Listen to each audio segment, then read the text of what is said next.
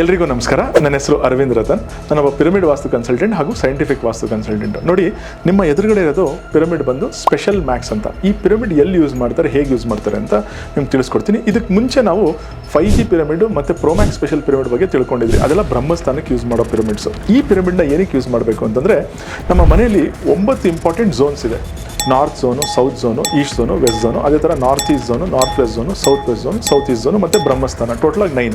ಈ ಬ್ರಹ್ಮಸ್ಥಾನಕ್ಕೆ ಯೂಸ್ ಮಾಡೋದು ಪಿರಮಿಡ್ಸೇ ಬೇರೆ. ಆದರೆ ಈ ಮಿಕ್ಕಿದ ಝೋನ್ಗೆ ಯೂಸ್ ಮಾಡೋ ಪಿರಮಿಡ್ ಇದು ಸ್ಪೆಷಲ್ ಮ್ಯಾಕ್ಸ್ ಅಂತ.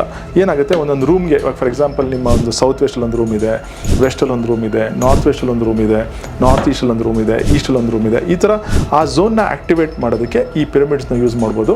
ಆ ಪಿರಮಿಡ್ಸ್ ಯೂಸ್ ಮಾಡಿದಾಗ ಏನಾಗುತ್ತೆ ಅಂದರೆ, ಆ ರೂಮಲ್ಲಿ ನಿಮಗೆ ಒಂದು ಪಾಸಿಟಿವ್ ಎನರ್ಜಿ ಫೀಲ್ ಆಗುತ್ತೆ. ಯೂಶ್ವಲಿ ಈ ಪಿರಮಿಡ್ನ ಒಂದು 10x10, 10x12 or maximum 10x16 room ಅಷ್ಟು ಎನರ್ಜಿ ಈ ಪಿರಮಿಡ್ ಕೊಡುತ್ತೆ. ಅಷ್ಟಿದ್ದರೆ ಈ ಪಿರಮಿಡ್ನ ಯೂಸ್ ಮಾಡ್ಕೊಳ್ಳಿ, ತುಂಬ ಒಳ್ಳೆ ಚೇಂಜಸ್ ಸಿಗುತ್ತೆ.